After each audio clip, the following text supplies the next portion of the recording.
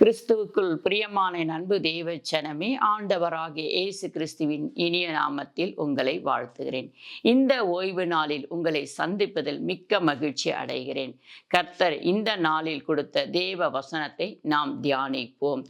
பிலிப்பியர் 4ஆம் அதிகாரம் 13வது வார்த்தையை வாசிப்போம். என்னை பலப்படுத்துகிற கிறிஸ்துவினாலே எல்லாவற்றையும் செய்ய எனக்கு பலனுண்டு.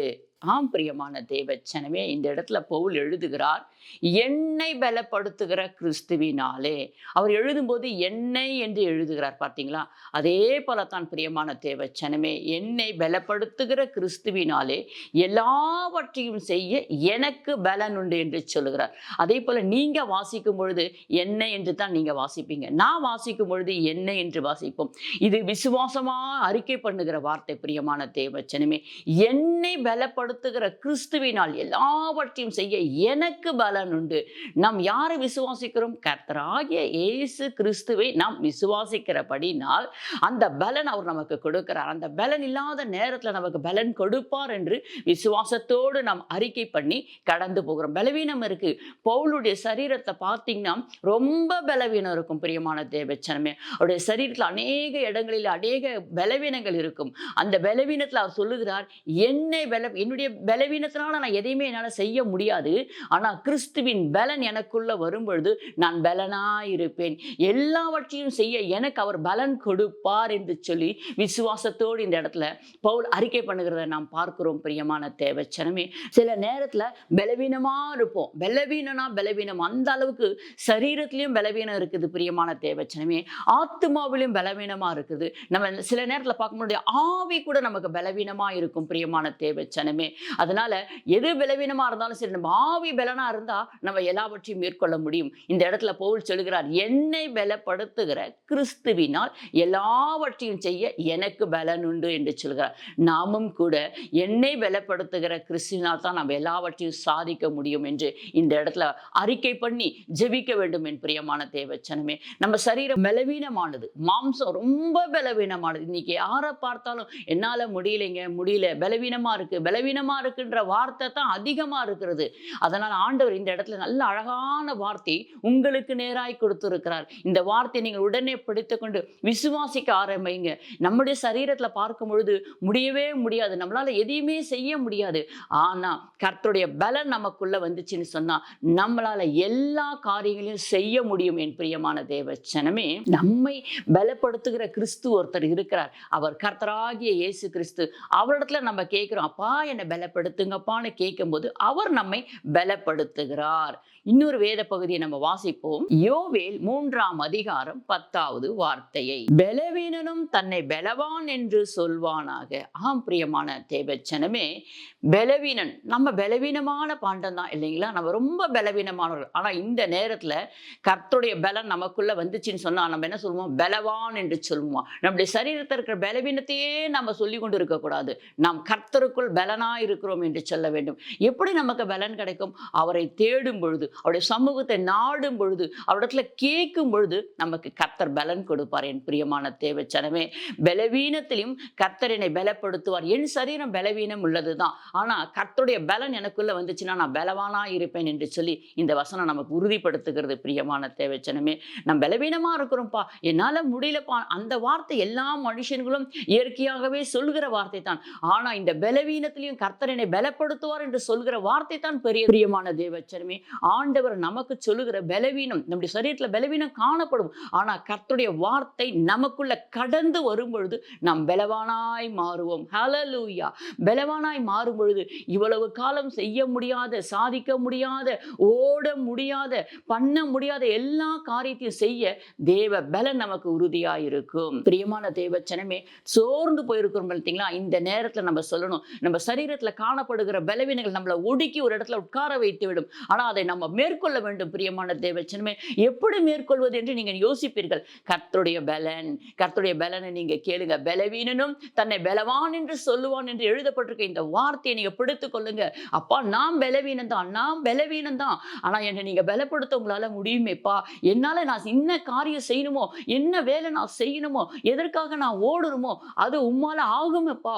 உம்முடைய பலன் நீங்க எனக்கு கொடுத்தீங்க பார்த்தீங்கன்னா நான் பலனா ஓடுவேனேப்பான்னு சொல்லி நீங்க கேளுங்க. பவுல் அப்படித்தான் என்னுடைய பலவீனமா இருக்கிறேன்னு சொல்லும்போது, உன்னுடைய பலவீனத்துல என் பலன் உனக்கு பூரணமாய் விளங்கும் என்று தேவன் சொல்லுகிறதை நாம் பார்க்கிறோம் அல்லவா? அவருடைய சரீரத்துல காணப்பட்ட வியாதிகளும் பலவீனம் மித்தம் அவரால் அந்த அளவுக்கு ஊழியம் செய்திருக்க முடியாது. ஏன்னா ஆண்டவருக்காக அநேக அடிகளை வாங்கினவர். பிரியமான தேவச்சனமே, அநேக காயங்கள் பட்டவர் அவர். எத்தனையோ இரவு சாப்பிடாமலெல்லாம் வாழ்ந்து கொண்டிருந்த தேவ மனுஷனா அப்படியா பட்டவருடைய பலவீனம் இருக்குது. ஆண்டவரத்துல போய் வேண்டிக் கொள்கிறார், ஆண்டவரே நான் என்ன செய்வேன், என் சரீரம் ரொம்ப பலவீனமா இருக்குதுன்னு சொல்லும் பொழுது ஆண்டவர் சொல்லுகிற முதல் வார்த்தை, உன்னுடைய பலவீனத்துல என் பலன் உனக்கு பூரணமாய் விளங்கும் என்று சொல்கிறார். அதனால தான் அவர் ஓடுகிறார். பிரியமான தேவச்சனம், அப்படித்தான் இன்றைக்கும் நம்முடைய பலவீனத்தை தேவ சமூகத்துல அறிக்கை பண்ணணும். சரீரத்துல பலவீனமா, ஆத்மாவில பலவீனமா, இல்ல ஒருவேளை ஆவியில பலவீனமா, எதுல நம்ம பலவீனமா காணப்படுகிறோம், அந்த பலவீனத்தை ஆண்டவருடைய சமூகத்துல சொல்லணும். என் கால்கள் ரொம்ப வலியா இருக்குது ஆண்டவரே, என் இடுப்பு ரொம்ப வலிக்குது ஆண்டவரே, என் கை என்னால தூக்க முடியல, ரொம்ப வலிக்குது ஆண்டவரே, என் தலை ஒற்றை தலைவலி வந்துருச்சுன்னா போதும், என்னால எதுவுமே செய்ய முடியறதில்லப்பா அப்படின்னு சொல்லி கதறுகிற ஜனங்கள் ஏராளமான பேர் இருக்காங்க. அதுல நாங்க சொல்லிக் கொடுக்கிற ஒரு வார்த்தை இதுதான், பலவீனனும் தன்னை பலவான் என்று சொல்வானாங்க.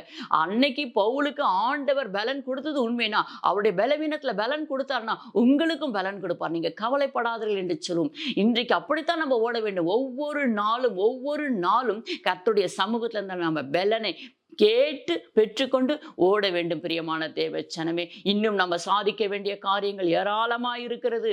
நம்ம இன்னும் ஓட வேண்டிய வாழ்க்கை எவ்வளவோ தூரம் இருக்கிறது. இப்பொழுதே நம்ம முடங்கி உட்கார்ந்து விடக்கூடாது. பிரியமான தேவச்சனமே, ஓடணும். கர்த்தருடைய சமூகத்திலிருந்து பலனை கேட்டு பெற்றுக்கொண்டு ஓட வேண்டும். நெகேமியா 8ஆம் அதிகாரம் 10வது வார்த்தையை, கர்த்தருக்குள் மகிழ்ச்சியாயிருப்பதே உங்களுடைய பலன், கர்த்தருக்குள் மகிழ்ச்சியாயிருப்பதே நமது பலன் என்று நெகேமியா சொல்லுகிறார். பிரியமான தேவச்சனமே, நம்ம சோர்ந்து போயிருக்கிறோம் பார்த்தீங்களா? இந்த நேரத்துல தேவ பலனை பெற்றுக்கொண்டோம்னா கர்த்தருக்குள்ள நாங்க பலனா இருக்கிறோம்னு சொல்ல முடியும். நம்ம அவருடைய வார்த்தைகளை தினந்தோறும் உட்கொள்ளும் பொழுது, தினந்தோறும் வாசிக்கும் பொழுது நம்முடைய சரீரத்துல ஒரு பலன் காணப்படும். பிரியமான தேவச்சனமே, இதுவரை நீங்கள் அதை பார்க்கவில்லை என்று சொன்னால், ருசிக்கவில்லை என்று சொன்னால், இன்றிலிருந்து நீங்க இதை செய்து பாருங்கள். கர்த்தருடைய வார்த்தையை வேத புத்தகத்தை எடுத்து வைத்து விரித்து வாசித்து அதை அறிக்கை பண்ணி பாருங்களேன், உங்களுக்குள்ள ஒரு பலன் கிடைக்கும். நீங்க கர்த்தருக்குள்ள பலனா இருப்பீங்க. பிரியமான தேவச்சனமே, கர்த்தருடைய வார்த்தை தான் நமக்கு பலன் கொடுக்கும். ஆவியில பலன் கொடுக்கும், ஆத்மாவுல பலன் கொடுக்கும், சரீரத்துக்கு தேவையான பலனை கொடுக்கும். ஏன்னா ஆண்டவர் சொல்லுகிறார், அப்பத்தினால் மாத்திரம் ஒரு மனுஷனை பிழைக்கிறதுல, கர்த்தருடைய வாயிலிருந்து புறப்பட்டுகிற ஒவ்வொரு வார்த்தையினால தான் பிழைப்பான் என்று எழுதப்பட்டிருக்கிறது.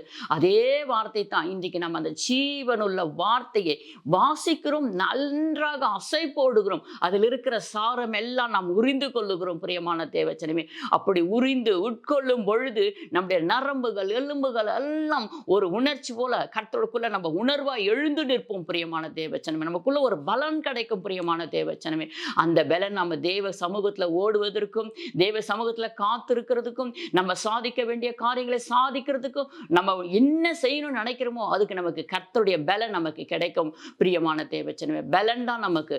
பலன் இல்லைன்னா நம்ம சோர்ந்து போய் விடுவோம், உட்கார்ந்து விடுவோம். ஆனா கர்த்தர் சொல்லுகிறார், நம்ம பலனா இருக்கணும்னு அவரும் தான் ஆசைப்படுகிறார். பலன் எங்கிருந்து கிடைக்கும்? தேவ சமூகத்துல உட்கார்ந்து, அப்பா எனக்கு உங்க பலனை கொடுங்கப்பா, உங்க பலன் எனக்கு தாங்கப்பான்னு சொல்லி கேட்கும்போது நிச்சயமா பலனை பெற்றுக்கொள்வோம். அநேக பேர் சாட்சி சொல்லியிருக்காங்க, எனக்கு கைவலி சரியா போச்சு, தலைவலி சரியா போச்சு, கால்வலி சரியா போச்சு, இன்றைக்கு நான் அந்த பலவீனத்திலிருந்து விடுதலை அடைந்திருக்கிறேன் என்று சொல்லி அநேக பேர், அநேக ஜனங்கள் சாட்சி சொல்லியிருக்காங்க. பிரியமான தேவச்சனமே, உங்களுக்கு நான் அதான் சொல்லுகிறேன், கர்த்தருடைய வார்த்தையை வாசிக்க வாசிக்க வாசிக்க அந்த வார்த்தை உங்களுக்கு ஒரு புது பலனை கொடுக்கும். கர்த்தருக்குள் நாம் மகிழ்ச்சியா இருப்பதே நமது பலன் என்று எழுதப்பட்ட வார்த்தையின்படி உங்களுக்கும் கர்த்தர் புது பலன் கொடுப்பார். வேறொரு வேத பகுதியை நாம் வாசிப்போம். சங்கீதம் 46ஆம் அதிகாரம் முதல் வார்த்தையை, தேவன் நமக்கு அடைக்கலமும் பலனும் ஆபத்து காலத்தில் அனுகூலமான துணையும் ஆனவர். பிரியமான தேவச்சனமே, தேவன் நமக்கு அடைக்கலம். ஹல்லேலூயா. அவர்தான் நமக்கு அடைக்கலம். அவருடைய சமூகத்துக்கு ஓடி போய் நம்ம உட்கார்ந்துட்டோம்னா போதும், அவர் நமக்கு அடைக்கலமா இருப்பார். அவரை நோக்கி கூப்பிட்டா போதும், நமக்கு அவர் அடைக்கலமா பாதுகாப்பா வருவார், துணையாளரா வருவார். என் பிரியமான தேவச்சனமே, அவர்தான் நமக்கு பலன், அடைக்கலமும் பலனுமானவர். அவர் யாரானவர் நமக்குன்னா அடைக்கலமானவர். நம்ம அவருடைய கரம் நம்மோடு கூட, நம்ம தனிமையா இருக்கிறோமே, என்ன செய்யுதுன்னு தெரியலையே, யாரும் இல்லையே கூட உதவி செய்ய யாரும் இல்லைன்னு சொல்லி அநேக ஜனங்கள் இன்னைக்கு கலங்கி தவித்து கொண்டிருக்கிறோம். நீங்க கர்த்தருடைய கரத்தை பிடித்துக் கொள்ளுங்கள் என் பிரியமான ஜனமே. கர்த்தருடைய கரத்தை இறுக பிடித்துக் கொண்டீங்கன்னா போதும். நமக்கு அடைக்கலமும் நல்ல பலனுமா இருப்பாராம். புஷ்டியா இருப்பீங்களாம், நீங்க ஆரோக்கியமா இருப்பீங்களா, சௌக்கியமா இருப்பீங்களா. கர்த்தருக்குள்ள நீங்க பலனா இருந்தீங்கன்னா உங்களை பார்க்கிற ஜனங்கள் சொல்லுவாங்க, நீங்க இவ்வளவு நல்லா பலனா இருக்கீங்களே எப்படிங்கன்னு. நாங்க கர்த்தருக்குள்ள இருக்கிறோம், கர்த்தர் எங்களுடைய அவரே எங்களுக்கு பலனா இருக்கிறார் என்று நம்ம சொல்ல முடியும். பிரியமான தேவச்சனமே, கர்த்தருக்குள்ள நம்ம பலனா இருக்கணும். ஏன்னா ஆபத்து காலத்துல மட்டும் அவர் நமக்கு கூட இருந்து துணை செய்கிறவர். எல்லா காலங்களும் அவர் நம்ம கூட இருக்கிறார். ஆனா சில நேரத்துல நம்ம சோர்ந்து போய் விடுவோம். அப்பா எனக்கு யாரும் இல்லையே உதவி செய்ய, என்னுடைய சரீரத்துல பலவீனம் என்னை தாக்குதேன்னு சொல்லி கவலைப்படுவோம். ஆனா கர்த்தருடைய வார்த்தையை நல்லா அறிக்கை பண்ணுங்க. உங்களுக்கு என்னென்ன வாக்குத்தத்த வசனங்களை தெரியுமோ அதை சொல்லி பாருங்க. அவருடைய தேவ சமாதானம் அப்படியே உங்களை சூழ்ந்து கொள்ளும். தேவனுடைய பிரசன்னம் உங்களை சூழ்ந்து கொள்ளும். பிரியமான தேவச்சனமே, நம்ம அதை உணர முடியும். நம்மளால அது யாராலையும் சொல்லி எடுத்து காட்ட முடியாது. ஆனா அவருடைய வார்த்தையை அறிக்கை பண்ண அவருக்குள்ள நம்ம கிட்டி சேர சேர, ஐயோ யாரும் இல்லையே, எனக்கு யாரும் இல்லையே, எனக்கு உதவி செய்ய யாரும் இல்லையேன்னு கேட்கறத காட்டிலும், அப்பா நீங்க இருக்கீங்கப்பா, நீங்க எனக்கு உதவி செய்வீங்கப்பா, உங்க பலன் எனக்கு கொடுங்கப்பா அப்படி நம்ம சொல்லி கேட்கும் பொழுது ஆண்டவர் யாரையாவது நமக்கு அனுப்பி நிச்சயமாய் உதவி செய்வார், உதவி செய்ய வைப்பார் என் பிரியமான தேவச்சனமே. அதுக்குதான் ஆண்டவர் சொல்லுகிறார் இந்த சங்கீதத்தில் நம்ம வாசிக்கும் போது, அவரே நமக்கு அடைக்கலம், அவரே நமக்கு பலன், ஆபத்து காலத்துல நமக்கு துணையும் ஆனவர் அவர்தான். தனிமையா இருக்கிறவங்களுக்கெல்லாம் இந்த வசனம் ரொம்ப பிடிக்கும். ஏன்னா தனிமையா இருக்கிறாங்க பத்தியா, எனக்கு யாரும் இல்லைன்னு சொல்லி அவர்களுக்கு கர்த்தரே நானே உங்களுக்கு துணையாளர் என்று சொல்லுகிறார். ஆபத்து காலம் வரும்போதும் சரி, நீங்க ஒவ்வொரு நாளும் சாப்பிடுவதும் எழுவதும் உட்காருவதும் படுப்பதும் எல்லாமே தேவனுடைய பலன் என்று சொல்லி நீங்க அறிக்கை பண்ணுங்க. பிரியமான தேவச்சனமே, வாசிப்போம் அப்போஸ்தலர் 1 வார்த்தையை. பரிசுத்த ஆவி உங்களிடத்தில் வரும்போது நீங்கள் பலன் அடைந்து பூமியின் கடைசி பரிந்தமும் எனக்கு சாட்சிகளாய் இருப்பீர்கள் என்றார். ஆம் பிரியமான தேவச்சனமே, உன்னதத்தின் பலன் நம்மேல் தரிக்கப்படணும். பிரியமான தேவச்சனமே, அப்ப நம்ம அவரை தேடி அவரிடத்துல இருந்து உன்னதத்தின் பலனை நம்ம பெற்றுக்கொள்ளணும். அப்பா உங்க பலன் எனக்கு தாங்கப்பான்னு சொல்லும் பொழுது உன்னதத்தின் ஆவியானுடைய பலன் நமக்கு கிடைக்கும். அந்த பலன் நமக்குள்ள வந்துச்சுன்னா நம்ம பலவானாய் காணப்படுவோம். நம்ம அப்போ பலவீனமா இருக்க மாட்டோம், பலவானாய் காணப்படுவோம். அப்பொழுது பூமியின் கடைசி பரிந்து யாரை பார்த்தாலும் இவங்க எவ்வளவு அழகா இருக்காங்க, எவ்வளவு சாட்சியா இருக்காங்க, எப்படி பலனா இருக்காங்கன்னு சொல்லுவாங்க. பிரியமான தேவச்சனமே, ஏன்னா இதுதான் கிறிஸ்து நமக்குள்ள வாசம் பண்ணுகிற நேரம், கர்த்தர் நம்மோடு கூட இருக்கிற நேரம். நம்ம பலவீனம் சொல்லும்போது நம்ம பலவீனமா இருப்போம்.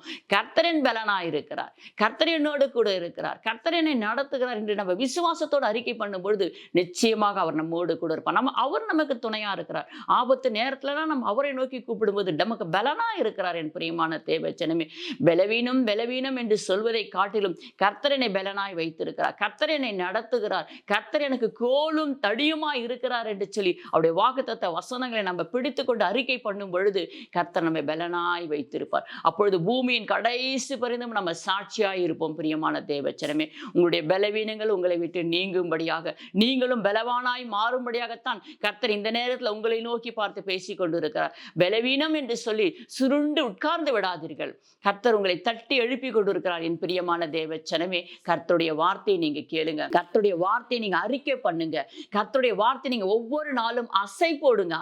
அது உங்களுக்குள்ள இது எனக்கு என்று எடுத்துக்கொண்டு வாசிக்க அறிக்கை பண்ணும் பொழுது, வாசித்து நீங்க அறிக்கை பண்ணும்போது என் பிரியமான தேவச்சனமே, அந்த வார்த்தை உங்களுக்குள்ள ஒரு பலனை கொண்டு வரும். கண்டிப்பாக நிச்சயமாக ஒவ்வொரு வார்த்தைக்கும் வல்லமை இருக்கிறது, அந்த வார்த்தைக்கு பலன் இருக்கிறது. என் பிரியமான தேவச்சனமே, அந்த வார்த்தை உங்களுக்கு அற்புதங்களையும் அதிசயங்களையும் கொண்டு வரும், உங்களுக்கு பலனை கொண்டு வரும். தேவ சமூகத்திலிருந்து உன்னதத்தின் ஆவி உங்க மேல் ஊற்றப்படும் என்று சொல்லப்படுகிறது. அப்போ உன்னதத்தின் ஆவி உங்களிடத்துல ஊற்றப்படும் போது நீங்கள் பலன் அடைவீர்கள். ஹல்லேலூயா, நீங்கள் பலன் அடைவீர்கள். அப்பொழுது எப்படி நம்ம பலவீனமா இருக்க முடியும்? அப்படி கொஞ்ச நேரம் நம்ம சரீரத்துல பலவீனம் இருந்தாலும் நம்ம ஆவிக்குள்ள பலனாகும் போது நம்ம சரீரம் முழுவதும் பலனாய் மாறிவிடும். என் பிரியமான தேவச்சனமே, ஆவியானவர் நமக்காக கொடுக்கப்பட்டிருக்கிறார்.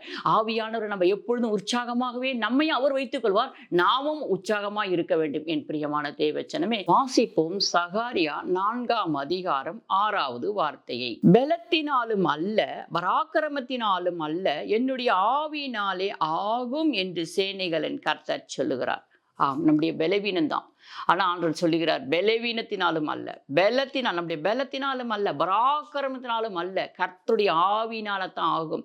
இன்னைக்கு நீங்க என்னென்ன செய்யணும்னு நினைக்கிறீங்களோ, என்னென்ன சாதிக்கணும்னு நினைக்கிறீங்களோ, என்ன காரியத்தை வாழ்க்கையில நீங்க சாதிக்கணும், ஓடணும், பிரயாசப்படணும்னு நினைக்கிறீங்களோ, தேவ ஆவியானவர் உங்களுக்கு துணை நிற்பார். பிரியமான தேவச்சனமே, ஏன்னா ஆண்டவர் சொல்லுகிறார் இந்த இடத்துல பார்த்தீங்களா, உன்னதத்தின் அபிஷேகம் உங்களுக்குள்ள கிடைக்கப்படுது. தேவ ஆவியோட அபிஷேகம் நீங்க பெற்றுக்கொண்டீங்க. இப்போ என்ன பண்ண, பூமியின் கடைசி பரிந்தவன் நீங்க சாட்சியா நிக்கணும். சாட்சியா நிக்கணும்னா தேவ ஆவியானவர் உங்களுக்கு சொல்லுகிறார், உன்னுடைய பலத்தினால உன்னால ஒன்றும் செய்ய முடியாதுமா, உன்னுடைய பராக்கரை நீ அதிகமா நல்லா ஸ்ட்ரென்த்தா இருந்தா அதனாலையும் ஒன்றும் சாதிக்க முடியாதுமா, என்னுடைய ஆவியினாலே ஆகுமான்னு சொல்லுகிறார். நீங்க என்ன சாதிக்கணும்னு நினைக்கிறீங்க, அப்ப கர்த்தருடைய ஆவியானவர் நீங்க பற்றி கொள்ளுங்க. அவருடைய பலத்தினால உங்களால எல்லா காரியத்தையும் சாதிக்க முடியும். என் பிரியமான தேவச்சனமே, ஒவ்வொரு நாளும் கால வேலையில அப்பா உங்க பலனை எனக்கு கொடுங்கப்பா, இந்த நாள்ல நான் என்னென்ன வேலைகள் செய்ய வேண்டுமோ அதை நான் செய்து முடிக்க எனக்கு உதவி செய்யுங்கப்பா என்று சொல்லி நீங்க அப்பா கிட்ட கேளுங்க. என் பிரியமான தேவச்சனமே, அந்த நாளுக்குரிய வேலைகள் அனைத்தையும் நீங்க செய்து முடிப்பீங்க. பலவீனமா சுருண்டு விழுந்து கிடக்க மாட்டீங்க. கர்த்தர் உங்களுக்கு பலன் கொடுத்து நிச்சயமா உங்களை தூக்கி நிறுத்தார் வல்லவராய் இருக்க. ஏன்னா பலத்தினாலும் அல்ல, பராக்கிரமத்தினாலும் அல்ல, என்னுடைய ஆவினாலே ஆகும் என்று அவர் சொல்லுகிறார் அல்லவா.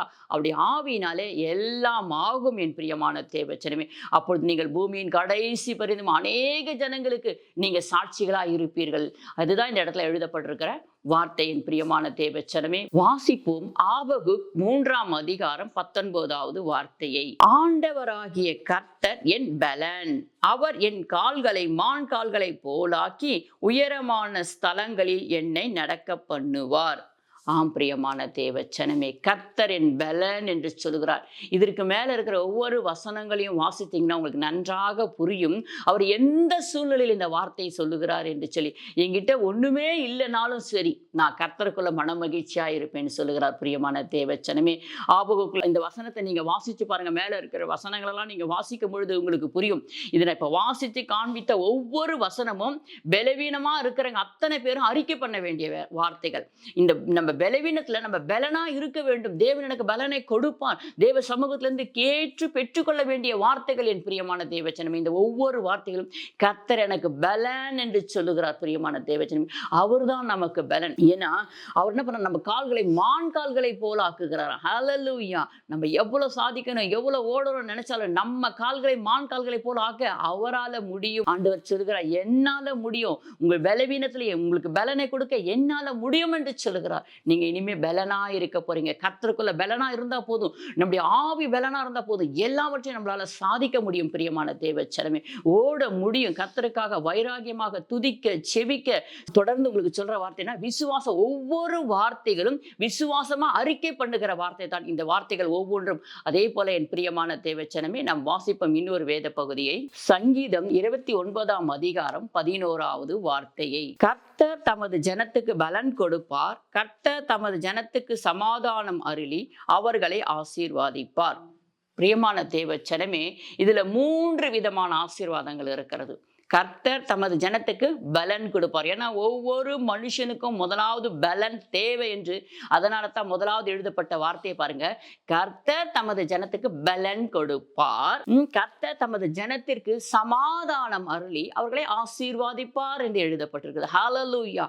ஒரு மனுஷனுக்கு பலன் இருந்தா தான் நாங்க எல்லாமே சாதிக்க முடியும். அதனாலதான் ஆண்டவரே சொல்கிற பாருங்க, முதலாவது ஒரு மனுஷனுக்கு பலன் தேவை என்பதை இந்த இடத்துல எழுதப்பட்டிருக்கிறது. பிரியமான தேவச்சனமே, 3 விதமான ஆசீர்வாதம் இருக்குது.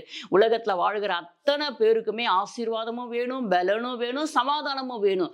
அதைத்தான் இந்த 3மே தெளிவாக இந்த இடத்துல எழுதப்பட்டிருக்கிறது. 3 விதமான ஆசீர்வாதங்களும் ஒரே வசனத்துல எழுதப்பட்டிருக்கிறது. என் பிரியமான தேவச்சனமே, நமக்கு கர்த்தர் நமக்கு பலனையும் கொடுக்கணும், சமாதானத்தையும் கொடுக்கணும், ஆசீர்வாதத்தையும் கொடுக்கணும். சாதாரணமான சமாதானம் நமக்கு வேண்டாம், கர்த்தருடைய சமாதானம் நமக்கு வேணும் இல்லையா. கர்த்தருடைய சமாதானம் நமக்குள்ள இருந்துச்சுன்னு சொன்னா சமாதானமா இருப்போம். அதே போல எல்லாரையும் நம்ம சமாதானத்துக்குள்ள கொண்டு வருவோம். ஹல்லேலூயா. அதனாலதான் கர்த்தர் சொல்லுகிறார், கர்த்தர் தமது ஜனத்திற்கு, பாருங்க இந்த இடத்துல அழகா எழுதப்பட்டிருக்கிறது, கர்த்தர் தமது ஜனத்திற்கு பலன் கொடுப்பாருங்களாம். பலன் கொடுப்பார். அதுக்கப்புறம் பாத்தீங்கன்னா கர்த்தர் தமது ஜனத்திற்கு சமாதானத்தை அருளி அவர்களை ஆசீர்வாதிப்பாராம். கர்த்தர் கொடுக்கிற ஆசீர்வாதமே ஐஸ்வரியத்தை தரும், அதனுடனே அவர் வேதனையை கூட்டார் என்று எழுதப்பட்டிருக்கிறது. பிரியமான தேவச்சனமே, அவர் வேதனை இல்லாத ஆசீர்வாதத்தை நமக்கு தருவாருங்களா. ஹல்லேலூயா. எவ்வளவு பெரிதான ஆசீர்வாதம் பார்த்தீங்களா. நமக்கு கர்த்தர் பலனையும் கொடுப்பார், கொடுப்பாரு, சமாதானத்தையும் கொடுப்பாரு, நம்ம கேட்கிற ஆசீர்வாதத்தையும் கொடுப்பேன்னு சொல்லுகிறார். கொஞ்ச காலம் நம்ம காத்திருந்து அவருடைய சமூகத்துல கேட்கிறோம், பெற்றுக்கொள்வோம். பிரியமான தேவச்சனமே, 3 ஆசீர்வாதங்களும் இந்த இடத்துல அடங்கி இருக்குது.